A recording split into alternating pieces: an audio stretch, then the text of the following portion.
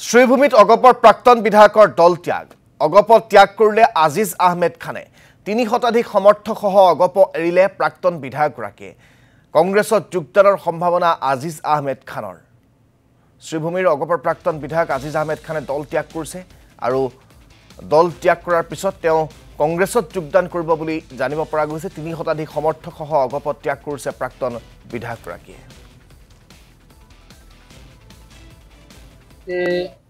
আমাদের অসম গণপরিষদ দলের আমি সম্পাদক ছিলাম আসলে। আমি এই পদ থেকে নিজে ইচ্ছা সক্রিয়ভাবে প্রত্যাহার করে নিয়েছি, কারণ অসম গণপরিষদ দল ছিল অসমের সমস্ত জনগোষ্ঠীর নিয়ে ছিল, কিন্তু আজকের দিনে দেখা গিয়েছে যে আমাদের ওয়াকফ বিলের সংশোধনী যে বিলটা পার্লামেন্টে উপস্থিত হয়েছে সেইটাই অসম গণপরিষদ দলের সমর্থন করেছে, যার কারণে মুসলিম পার্সোনাল ল বোর্ড ভারতবর্ষে ঘোষণা করেছে যে সমস্ত সংগঠন মুসলিমের দ্বারা বিরত থাকার জন্য।